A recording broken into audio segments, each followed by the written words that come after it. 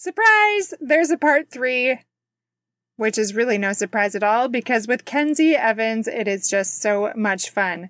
Today we're here to wrap up everything we can tell you about Polyvagal Theory and the Autonomic Nervous System and how it relates to stress and our bodies and what that means for us personally and in our families. Like, what are we going to do with this information and why does it matter? We'll discuss those things today, so stay tuned for our last episode on ANS.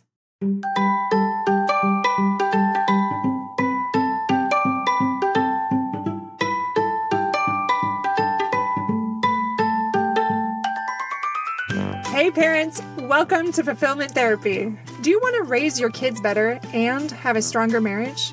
Are you up late at night researching marriage and parenting tools and self-care tips?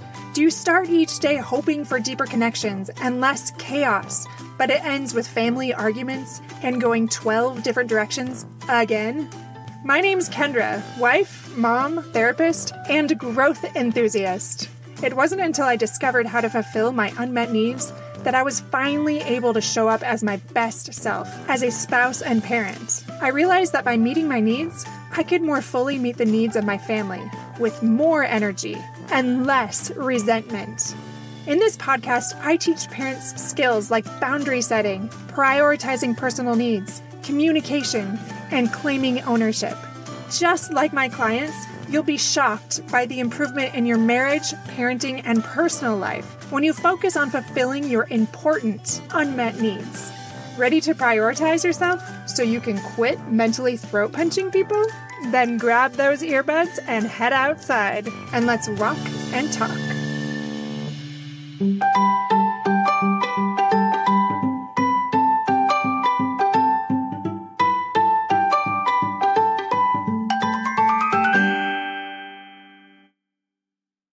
You said you had some examples. Did you have one for freeze? Yeah. So I had shared the one with school.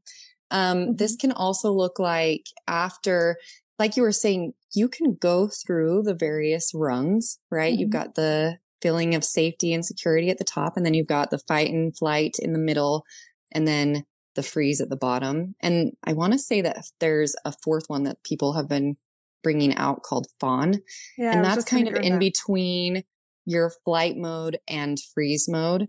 But for me, that often shows up as after conflict. Like I will go into freeze after conflict where I felt misunderstood. I felt like there was nothing I could have done in that conflict to make it better or right. That no matter what I did, it wasn't going to have an impact or change things. And so then I notice for me, it may not have shown up. It's usually flight mode for me in the conflict. But then afterwards, I will get really exhausted and my body wants to shut down. And I'm grateful because it used to be that I honestly think that this is where my chronic illness has come from, is that I was in a constant state of shutdown for a long time in my life. That was like my go-to. And so now I'm gaining more awareness about when it shows up and I can be more kind and I get out of it a lot faster. So now it's maybe 1, maybe 2 days where my body is extremely exhausted and I feel that powerlessness. So it can look like that, like you were saying, dissociating. When you notice yourself numbing, for example, say that numbing can look different for lots of people. That can look like eating food and you're not really enjoying it. You're not really tasting it, but it's comforting you, but it's not really offering the comfort that you're seeking. That's a type of numbing. Scrolling on your phone, that can be a type of numbing and dissociating. And that can be an indicator of shutdown. Another freeze response or numbing could be excessive television watching, gaming, reading books. So anything that's like taking you out of being in your present life for extended periods of time and where you're struggling to want to engage, that disengagement. Yeah. Right. That is the freeze response. Yeah. That's like even for a lot of my male clients, not just males, but pornography. Like you're seeking Yes. this alternate reality in a sense because you want to Yes. pull away from your own reality. Yeah, I'm really Right. glad that you spoke to that. For the sake of time, I just want to, you mentioned fawn response, and that's not as well known. It's not as talked about as much, but it is worth addressing. So this is often caused by trauma. Especially if you had abuse in your childhood, this is sometimes when you can become overly agreeable to appease your abusers. So this is where that survival brain kind of kicks in, and you can have a lot of confusion or guilt. And it's more about helping others, like your abusers, over self-protection, which is different from some of the other ones. And there's an over-dependence on other people's opinions, or there's the lack of boundaries. This is where you can really be manipulated, and there's a lot of codependency here. So you mentioned, and I'm really glad you spoke to this, like these things help us. The whole reason we're speaking about this today is because if we can become aware, like I notice I'm disengaging, I notice I'm viewing pornography, or I'm overeating, or I'm just obsessed with my phone today. Like these are all signs that something is amiss, and they can be clues for us. And I like to tell my clients, like, just be curious. This is not a shame thing. If we can be curious and understand this, we can understand where we are on that rung, that ladder. And then, like it had even mentioned, we can be kind and gentle to ourselves. We can validate our experience, and then we can make repair, which is also very much tied to another theory called acceptance and commitment therapy. So ACT. And I love that one because no change occurs until you can validate your experience, until you can offer yourself some self-compassion. And that ties into this last little part that I wanted to talk about that you mentioned when we were talking about what we wanted to speak to today. And that's the underlying needs that we have, and then meeting those needs. Again, that ties into fulfillment therapy and Maslow's hierarchy. Unmet needs keep us from that higher living. They keep us from engagement, from connection, from fulfillment, from joy. For example, fight or flight, if we're experiencing those, if we're like that rapid heart rate, that desire to run, that desire to fight, that might show us that we have this need for safety and control. And what is it that we can do about that? Explore that. Maybe not in that moment when your animal brain is kicking in, but after the fact, or even just shortly down the road from that. Or freeze, your need might be this need for protection because you want to dissociate, or even engagement in some level. Ultimately, we all want to reconnect, but maybe not in that moment. And then for fawn, our need might be for approval and acceptance. Like you have to explore it yourself because it can shift. All of our needs are different. Do you have any thoughts on that before we move on? Yeah, no, I was going to say initially it might be that you do this work, you gain the awareness after the fact.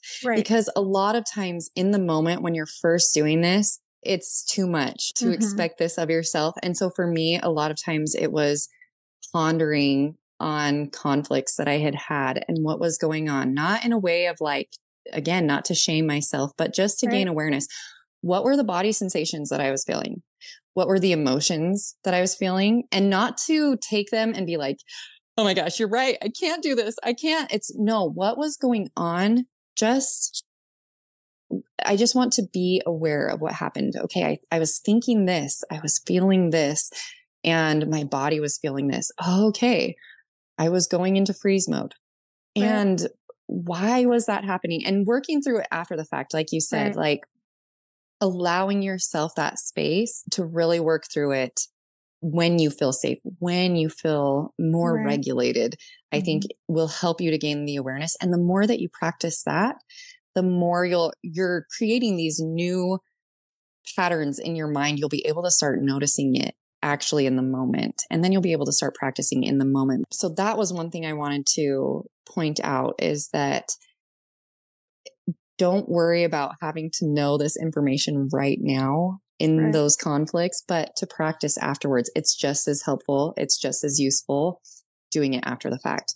Also, something that has been helpful for me is recognizing the emotions that go with it and what they're trying to tell you. So in fight mode, a lot of times you feel anger, right? I used to vilify anger so much. It was like, that's unacceptable.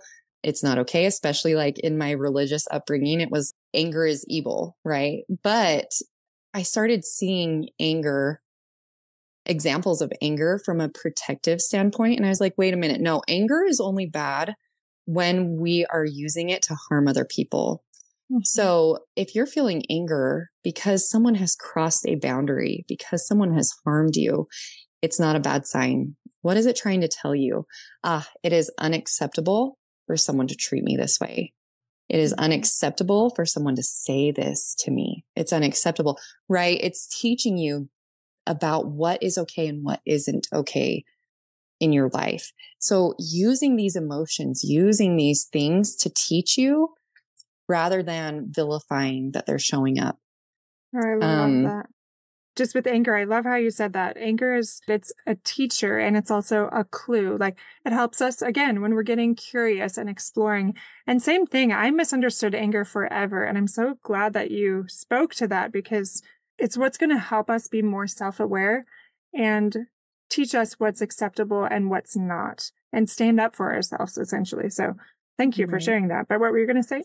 I have a couple books that have really helped me understand this better. So the first one I was going to say Boundaries by Henry Cloud and another author that I can't remember, but Boundaries by Henry Cloud, I feel like speaks to a lot of this, like understanding your emotions and the appropriateness of setting boundaries, and then understanding the fight, flight, freeze response specifically. Hear me out. This is a parenting book, but I think that it would be helpful to all people. It's called No Drama Discipline. I just spoke to that. Well, it's not aired yet. And I talked all about this. So yes, go ahead. Oh my gosh. Okay. Perfect. So go back to Kendra's other episode if you didn't listen to that one. But I love No Drama Discipline because it goes into this. It teaches you about this in reference to your children, but it applies to you too. And what I love about it is that it breaks it down so that it's simple enough that you can help teach your children about this. But honestly, before you can teach your children, you need to know it for yourself. And so I loved that book because it helped me to really start implementing this in my own life, even before I started trying to apply it to my children and my parenting practices. Yeah. But it is so helpful. And they share personal stories. They talk about the different responses and why your kids go into those modes. And I think if you read this book with trying to understand, oh, this is why I go into this mode. This is why, and I am not in a conscious, reasonable place when I'm in this. So what do I need to do? What can I offer myself that this book is telling me to offer my children? And maybe we can do that in another episode, Kendra, how do we then, like, what are the things that we can then do to meet these needs? To when we're in fight mode, what do we need? When we're in flight mode, what do we need? And how can we meet those needs personally? Yeah. Isn't it interesting that something like we think it's going to be this small topic and we're like, wow, this much time has passed and we've barely touched it. But I think that's a perfect place to stop too, or to wrap it up is when you were speaking, I was actually thinking the same thing, that exact same book, and about how it's very ineffective for us to try to teach our children when they are in that basement brain, that lower level thinking, that reptile brain, that exactly what we're talking about. When they're flooded with stress, fight, flight, freeze, or fawn, it is not the time to be lecturing, be teaching, all of these things. And it's the same, like you mentioned, for adults. It's important to regulate. And I feel like all of my episodes recently have been about that too. Like even in marital conflict, like it's not effective to talk, to engage when you are dysregulated, when you are in that reptilian brain, the animal brain. Right. So I guess in closing, like that is a big part of it, but also all of these things that we've talked about today, these just help us with self-regulation and emotional resilience. So this helps us gain insight, like by understanding our physiological responses and, or even like you said, our emotions or whatever it is that we can key into first. It can take away that shame, and we can recognize that the things that we're learning, these are tools to help us regulate our emotions and improve our overall well-being with practice and patience as we slowly train ourselves. Does that make sense? Right. Any last Totally. thoughts And that you have? yeah, just along with that, and to take the steps to protect yourself and others. Because when we're in that reactive space, we often do and say things that we don't actually mean or believe. So when you notice that you're getting flooded, you're going into this place, instead of engaging, being like, you know what, I need to take a step back. Not because I want to punish you or anything like that, but because I value you and I value myself. So we're going to separate for a moment until I can get regulated. Right. And then come back together when it's more productive, because that's the goal, right? Is we're wanting to treat others in respectful ways. And we're also wanting to be grounded and have the courage to expect that for ourselves and to put the boundaries in place to protect ourselves. So if someone else is not going to treat us when they're respectfully, when they're dysregulated, then we know what we can do to remove ourselves and protect ourselves and do the same for others when we find ourselves in that space. Right. Right. So it's about coming together relationally and stepping apart when needed. Right. Absolutely. I really do believe that if listeners can apply this to themselves, especially sometimes with those examples, they really help. Like, oh, okay, I've definitely seen this show up in my life. And I think ultimately, at least for me, and it sounds like it was for you, as I recognize these things, it really does keep me from going into that shame space, and instead just really does help me gain that greater awareness so I can move to that second step. So with awareness comes acceptance, and then comes healing and change. So you can't skip those steps if you really want to improve your life. Do you have a final sentence to sum up your thoughts on everything? As you say stuff, Kendra, this is the problem. As you say things, I'm like, yes. But yeah, the goal is not to get rid of this, right?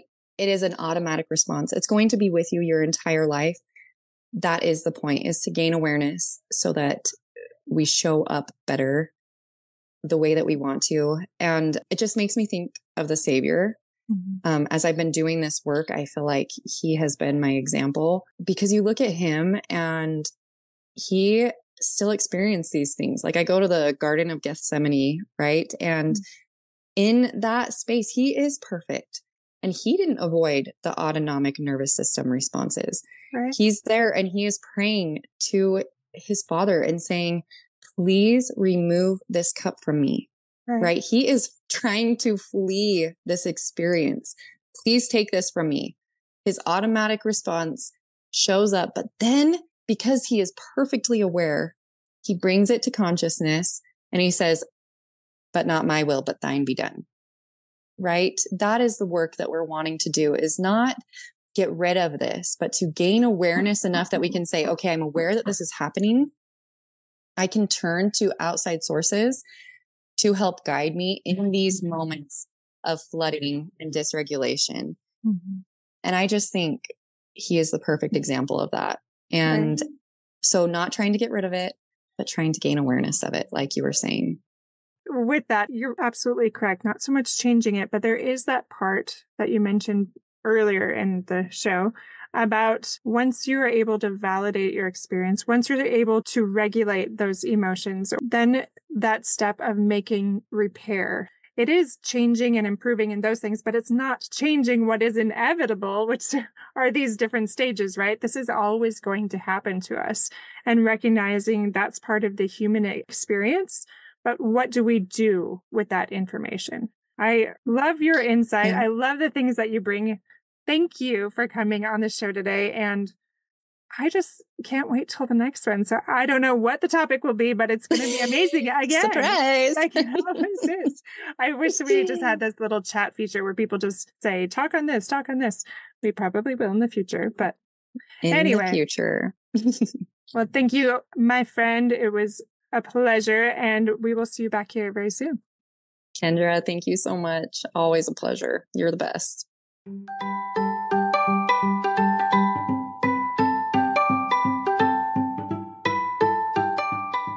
Hey friends, I hope you enjoyed today's episode. If you did, chances are someone else would too. Would you take 30 seconds to share this with a friend who's looking for greater family fulfillment? And while you're sharing, tell me what you think about the show by leaving a review on Apple Podcasts. It refuels me when I hear this podcast is helping you, no matter what your house or your hair looks like. I'll meet you back here every Monday and Thursday morning for more episodes. Until then.